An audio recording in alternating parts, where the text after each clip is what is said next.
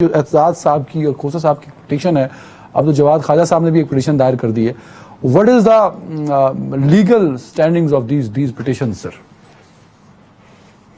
دیکھیے، جس بنیاد کے اوپر یہ درخواستیں دائر کی گئی ہیں اور جو طریقہ کار اڈاپٹ کیا گیا ہے اور جو وقت جو ہے وہ اڈاپٹ سلیکٹ کیا گیا ہے وہ بڑا تشویشناک ہے کہ آپ نے ایک ایسے وقت کے اندر جب پوری دنیا جب اس بات کو تسلیم کر رہی ہے کہ پاکستان کے اندر بغاوت کرنے کی سازش کی گئی فورن ایجنٹس کے ذریعے، اور پھر انہوں نے باقاعدہ منصوبہ بندی کے تحت پاکستان کی فوجی املاک کے اوپر حملہ کیا، اور اس کے علاوہ کسی املاک کو انہوں نے نہیں چھیڑا تاکہ ریئیکشن آئے اور ریئیکشن بڑھے اور پھر اس کے بعد چیزیں ہوں، اور یہ ساری چیزیں ریکارڈ کے اوپر سامنے بھی آ گئیں.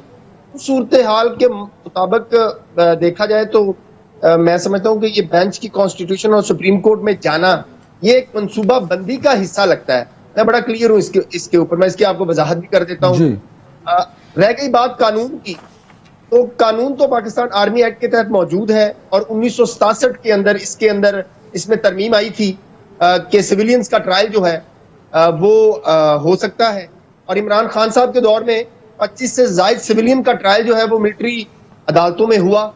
تو یہ بڑا منافقانہ سی بات لگتی ہے میرے لیے کہ چاہے وہ جواد خواجہ صاحب ہوں یا لطیف کھوسا صاحب ہوں یا اعتزاز احسن صاحب ہوں یا سپریم کورٹ کے موجودہ جج صاحبان ہی کیوں نہ ہوں، یہ بڑی منافقانہ بات ہے کہ جب آپ کا لاڈلا سویلینز کے ملٹری ٹرائل کروا رہا تھا، جب آپ کے منصوبے کے حصے کے لوگ جنرل باجوہ، جنرل فیض اپنے ماتحت اور اپنے پروجیکٹ میں شامل ججوں سے یہ ملٹری ٹرائل کروا رہے تھے، تب تو کسی کو یہ خیال نہیں آیا کہ میں یہی پوچھنا چاہ رہا ہوں میاں صاحب، دس از اے سیٹلڈ پرنسپل آف لا.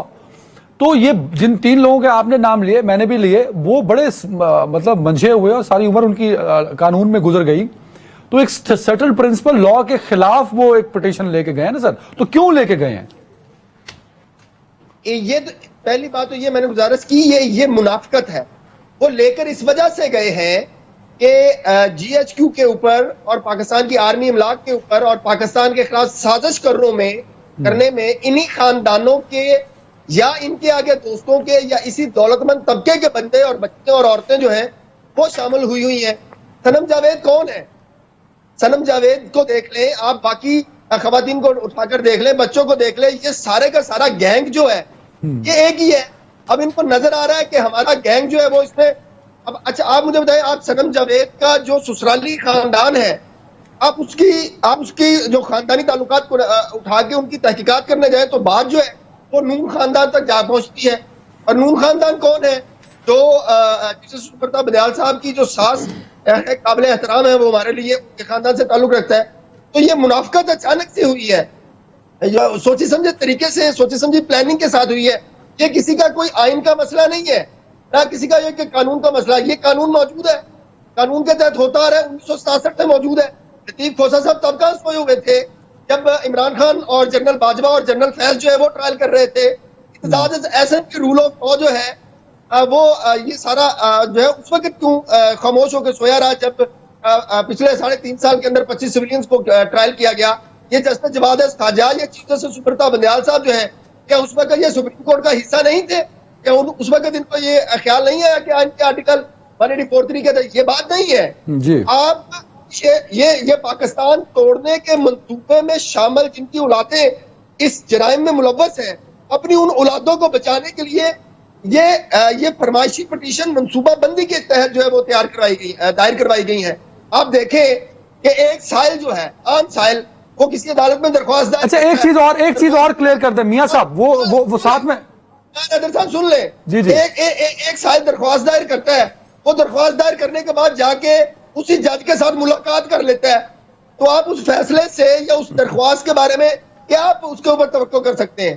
کوئی بھی توقع نہیں کر سکتے. اچھا میں چلو یہ آپ نے تھوڑا لیگل سے ہٹ کے اینالیٹیکل پوائنٹ دے دیا. میں وقار بھائی سے پوچھ لوں، کیونکہ لیگل سرکل میں پھنس رہے تو ہم تینوں یہیں کھڑے رہیں گے. وقار صاحب پٹیشن کے بعد ملاقات میاں صاحب کو اس میں نہیں میں آپ کی مشکل آسان کر دیتا ہوں. پٹیشن کے بعد ملاقات نہیں ہوئی. اچھا 2 منٹ اگر آپ دیں تو یہ سارا جو ہم بحث کریں نا یہ خلاصہ اس کا نکل آئے گا.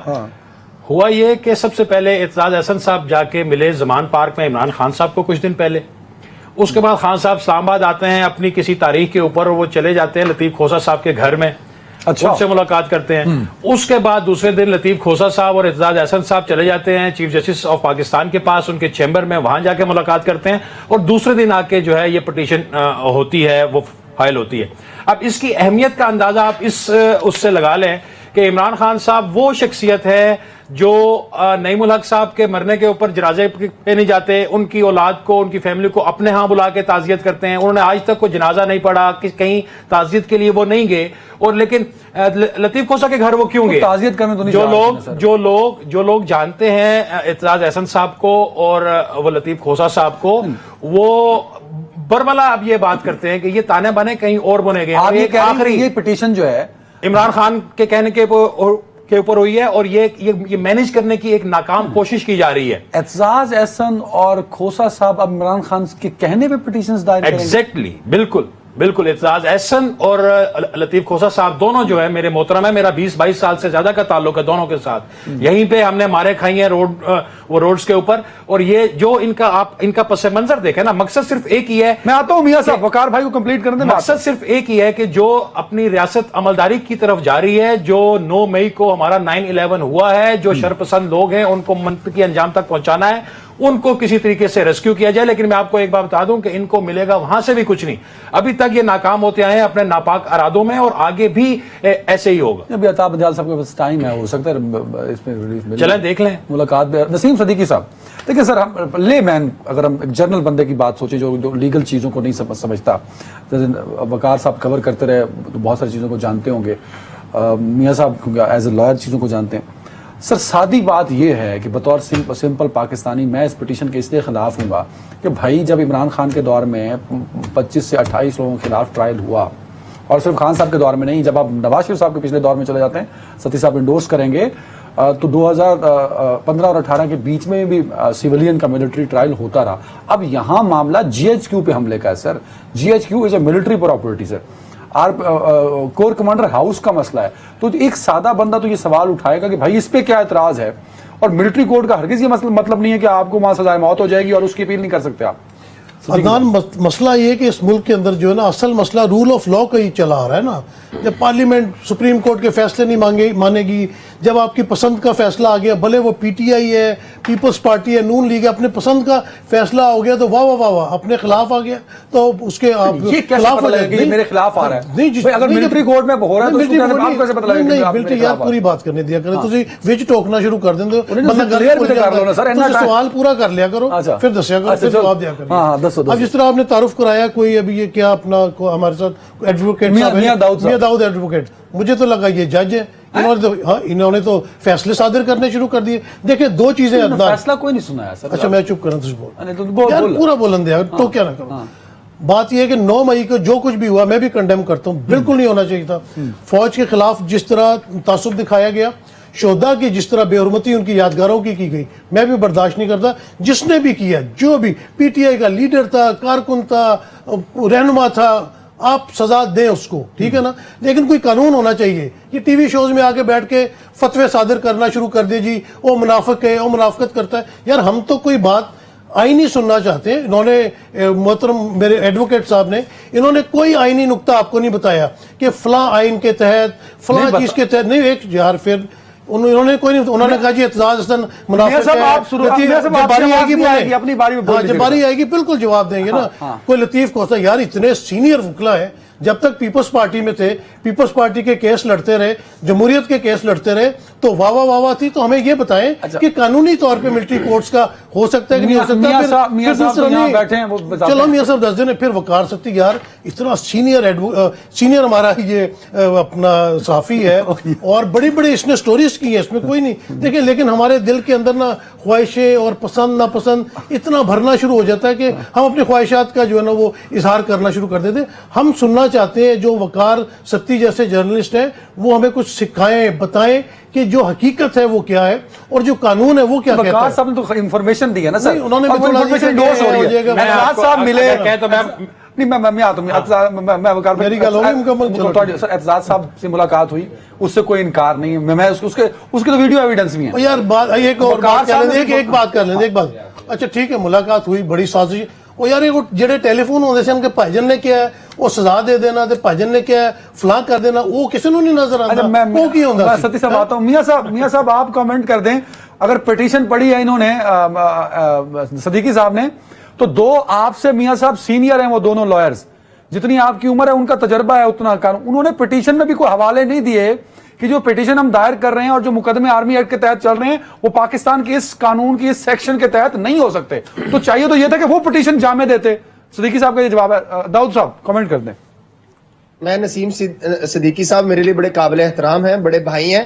मैं इनकी थोड़ी सी बात को वजाहत कर दूं कि बड़े भाई, ये जो मिलिट्री एक्ट के तहत इनका ट्रायल हो रहा है उसका कानून मौजूद है, वो पार्लियामेंट ने मंजूर किया है, उसमें 1967 के अंदर तरमीम आई थी। हम ये उस तरमीम के बोले हैं वो जरिए पहले भी बोले के बाद से लेके आज के दिन तक सिविलियन के ट्रायल उसी कानून के तहत हो रहे हैं। ये references, 1975 में what we want. Supreme court का ब्रिगेडियर अकबी अली केस आया था जिसमें 5 रुकनी बेंच ने कहा था कि इसी सुप्रीम कोर्ट के 5 रुकनी बेंच ने कहा था कि सिविलियन का फौजी ट्रायल हो सकता है।